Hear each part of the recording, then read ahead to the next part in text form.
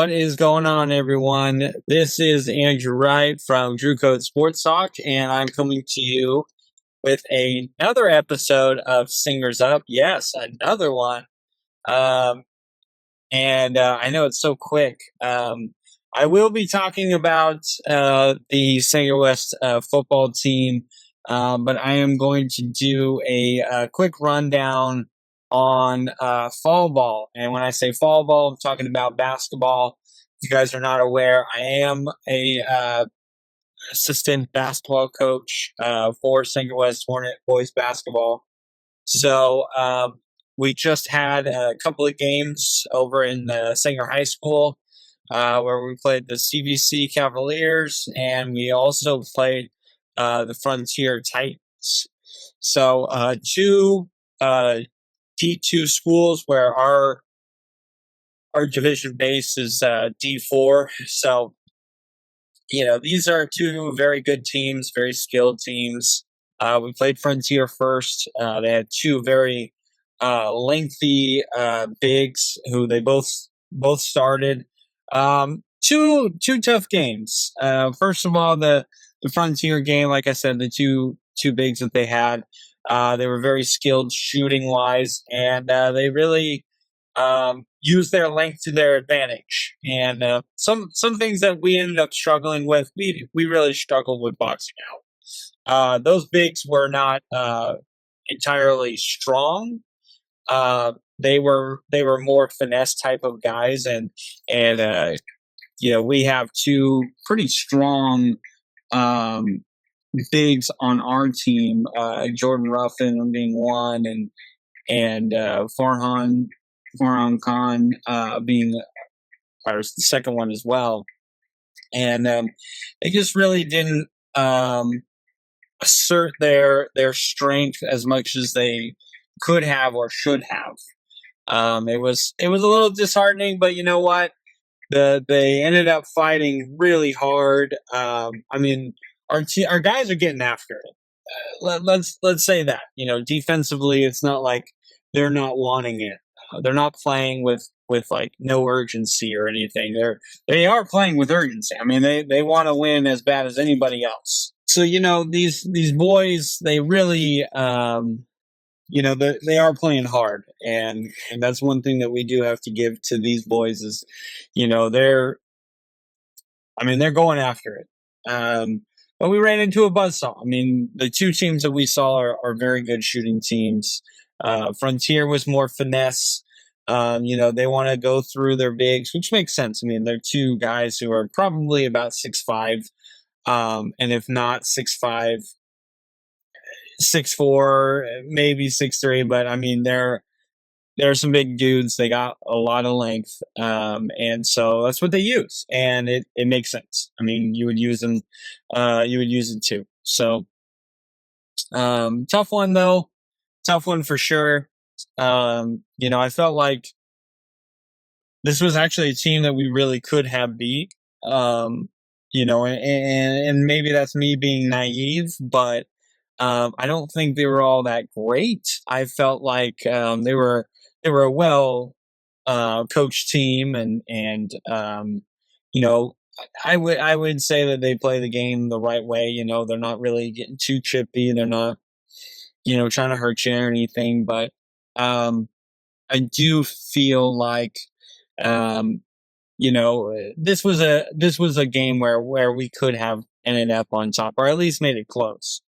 And it was just unfortunate that, we really let them get what they wanted to do and not get them out of their rhythm. And I think that's where we ended up falling short. So, tough break. It was unfortunate, but at the same time, it's a good learning game. So our second game we ended up having, we played CVC the Cavaliers, and that team is a very good team. They are incredible shooters. So they're a very good shooting team. If they're not practicing at least an hour on the shooting machine, I'd be surprised because, they were very well coached. Don't get me wrong, but shooting wise, these guys are just and everything. Anything that was open, they're hit.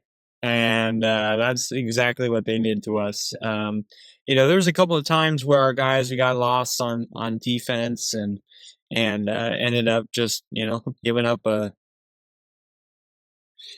three. And we're not a great three shooting team, so it's not like we can just easily come back. We have to work that much harder when we face a team who shoots threes like that. And if you're not familiar, I mean, in the playoffs with us, we played a team called from the Santa Maria High School, and all they did was shoot threes, and we got behind pretty big, and we came back.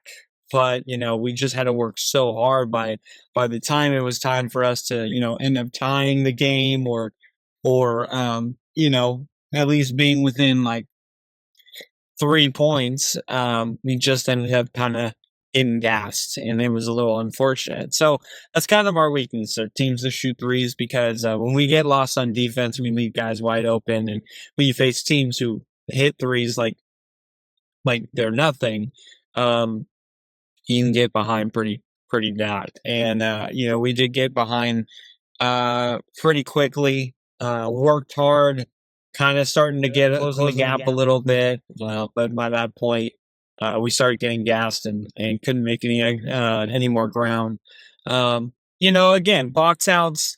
If the boys are listening to this, they're gonna be like, "God, Coach Wright always talks about box outs," but it's true. I mean, the box outs are huge.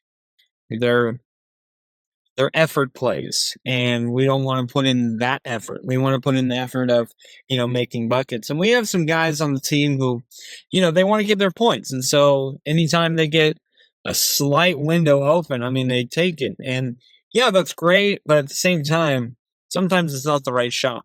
And the basketball IQ needs to get stronger with this team, and we're just not there yet.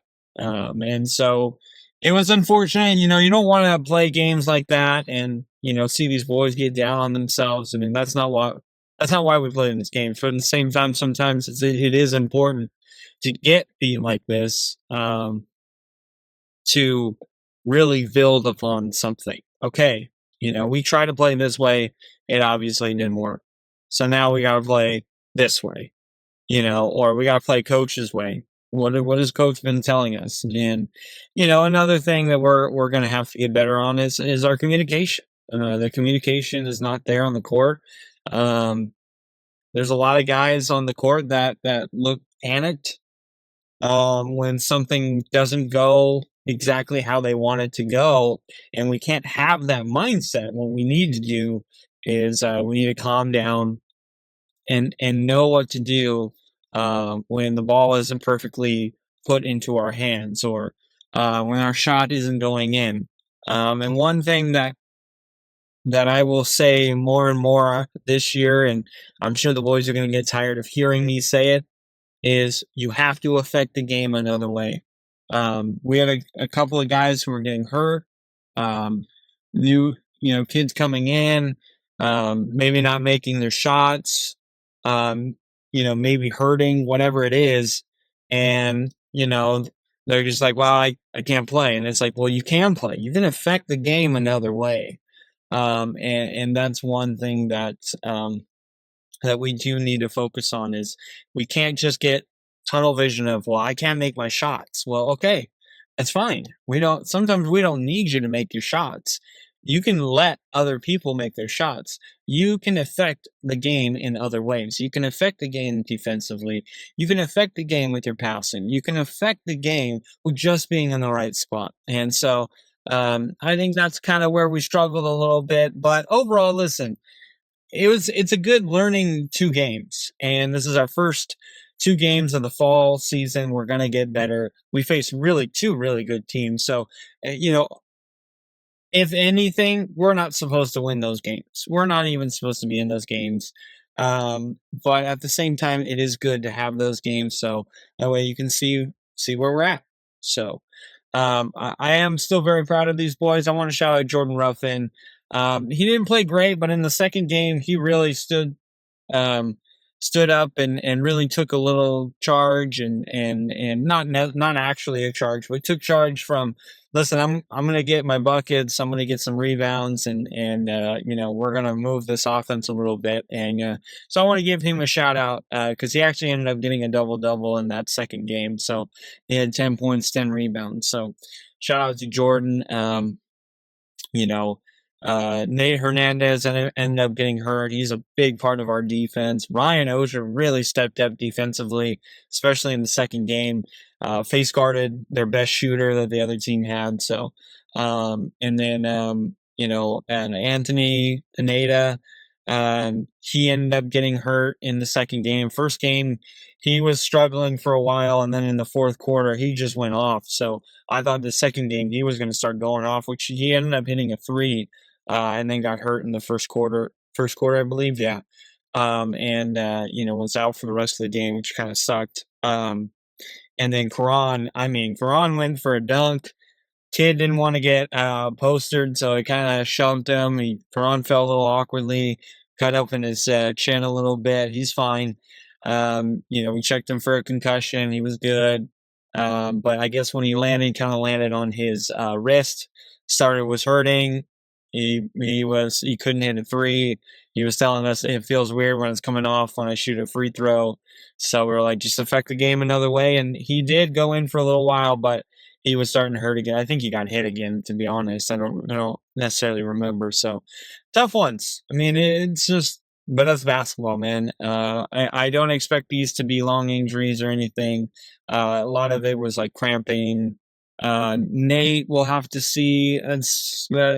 We're not sure exactly what it's going to look like, but just wanted to shout out, St. West Boys Basketball, first fall games. Do they count? No, but they do mean something to the team, especially the seniors, and it means something to our culture. So, all right, guys. Well, the second half of this episode will be about football, so this is going to be a little bit longer of a episode than normal, but we'll get into that here in the second half.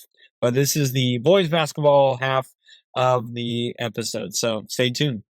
Right, guys. So this is the second part of the Singers Up. And I wanted to talk about the Hornets football team on Friday. They played Folwer to play the Red Cats. And the Red Cats ended up winning 31-13. But let me tell you this. The game was very close at halftime. At halftime, the score was only 14-7. Obviously, the Red Cats were ahead. But I think that's a testament to what I've been saying on this podcast for a couple of weeks now, is that this is not a bad defense that the Hornets had. That was actually the concern that I had going into this year. But they've proven to me, and I think to a lot of people, that this defense is well more than capable of being successful. And so another thing is finally, the Hornets are getting on the board, starting to see some success offensively. So, excuse me, sorry. So you're starting to see that, everything I've been saying. Look, the offense can move the ball. The defense is actually way better than what we're thinking. But the only thing is the mistakes. And again, you're going to have mistakes in high school varsity football. It's just the way life is. Death, taxes, and mistakes in varsity football. Those are the things that are guaranteed. All right. So with the Hornets, though, they're doing good things, but just right now it stinks. And I'm not talking about the team. I'm talking about just the situation in general. It really stinks because it's, we got Mission Oak, defending state champion. Doesn't matter what division. That's a defending champion right there. Uh, that you look at Kalinga, a lot of guys, a lot of them, players who have returning players, starters, a lot of them. That's a tough team. Then you go Fowler. Fowler is no easy cake. Fowler may be a small school, but they have pride, just like what, Sanger has pride in all their sports. And so that's what you're seeing here. You're seeing a really, really tough schedule. And one thing I do want to bring up is we have to give the Sanger West Hornets credit, and Coach Rob Thompson credit for this is he said, I believe in my guys. We're going to set up this schedule, and we think we can compete. And you know what? For the most part, they have competed. But just the issue that you're going to run into, though, is these teams are good for a reason. And I'm not saying that Coach Thompson didn't really put that into perspective. Of course he did. Of course he's looking at it and going, listen, this is going to be a good team, but I believe in my guys. We're going to compete. And again, if we're just staring at the score, the score says, oh, I wasn't necessarily competing or whatever. But if, in all seriousness, I'm not just saying this because, I'm at Sanger West every day. I'm not saying that at all. What I'm saying is they did compete. They competed really well. It's just right now we're having a hard time putting 4 quarters together. We're making some mistakes that kill anything that we do have that is positive. And I do think there are positives. And something that, that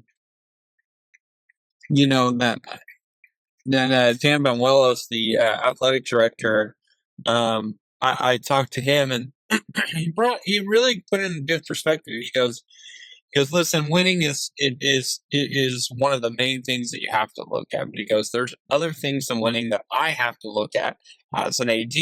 And one of the things that he did say was, listen, if these guys are competing, and they're competing hard, and they're going all out for this coach or for this team, they're not making these dumb penalties where, they're trying to swing at someone or, pushing people out of bounds when it's way out of bounds, whatever it is. When you have these guys who are competing, playing hard, not giving up, even though the score looks very bleak, he said, then that's a good coach. That's someone that you want to keep, because that's not just a coach who's coaching for football, but he's coaching for the future. He's coaching these kids into men. And, I really like that. And, I shout out Dan Benuelos. Like, that guy's one of the greatest guys I've ever met. I just wanted to say, I wanted to come on here and listen. I unfortunately didn't get to go to the game, so I didn't get to watch it. These are all recounts that I've gotten from players and coaches and spectators. And so I just wanted to shout them out. And, unfortunately, it sucks losing. Being 0-3 right now is a tough pill to swallow here. It's a tough pill to swallow. No doubt about it. But at the same time, this is where, okay, now we gotta really dig our teeth into this offense. Gotta really dig our teeth into this defense, and we're going to absolutely crush our next opponent. So, having said all that, the Hornets have a week off. They are going to take this week off. And then next week, they do have a game on Friday. So I'll have to see who they're facing on that game. But boy, oh boy. I mean, I know it looks bleak. And I know that, I come on here and I'm saying, listen, they played hard, or they had some success, and then people are like, are you kidding me, man? Like they're losing. Okay, yeah, they're losing, but this team is resilient.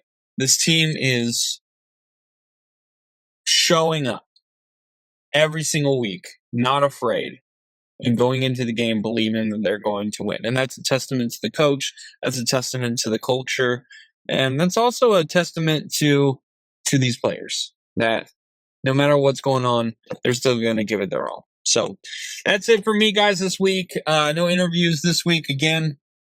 But next home game, I'm going to really try and get that going. So anyway, guys, appreciate your listen. Thank you very much. Please go subscribe and follow Drew Code Sports Talk, which obviously this is coming up on. And this was episode 3 of Stingers Up. So I appreciate all of you. And hopefully you like the basketball, maybe insight a little bit.